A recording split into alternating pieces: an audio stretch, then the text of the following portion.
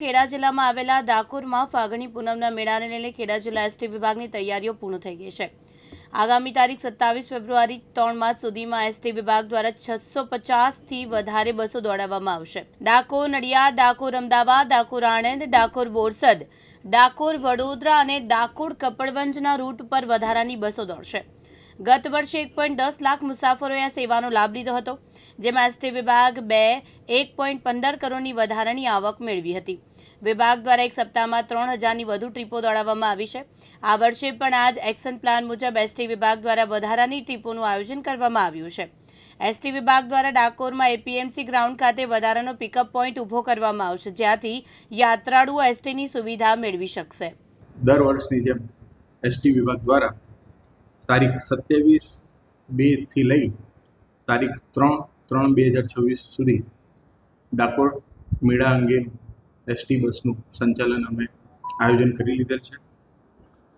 દર વર્ષની જેમ આપણે એપીએમસી ખાતે હંગામી બસ સ્ટેશન બનાવવાનું પણ આયોજન અમે હાથ ધરી લીધેલ છે અને ટોટલ અમે 630 બસો દ્વારા સદર ડાકોર મેળાનું સંચાલન કરવામાં આવનાર છે।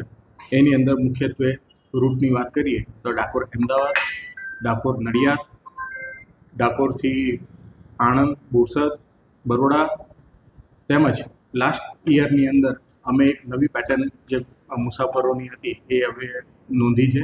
એની અંદર ડાકોરથી આપણા કપડવંજ અને કઠલાલ માટે પણ યાત્રિકો ઘણી મોટી સંખ્યામાં જોવા મળ્યા હતા, જેના માટે પણ અમે 50થી 65 બસોનું પણ અલાયદું આયોજન કરેલ છે। સાહેબ, કેટલા મુસાફરોએ ગઈ વખતે મુસાફરી કરી હતી, કેટલી એક્સ્ટ્રા આવક થઈ હતી અને આ વખતે શું અંદાજ છે?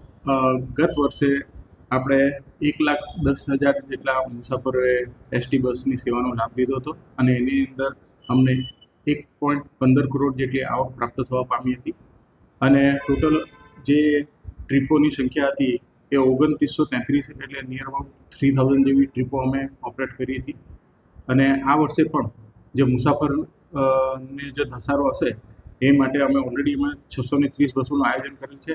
તેમ છતાં મુસાફરોની સંખ્યામાં વધારો થશે તો અમે વધુ પણ એક્સ્ટ્રા બસોનું સંચાલન કરીશું।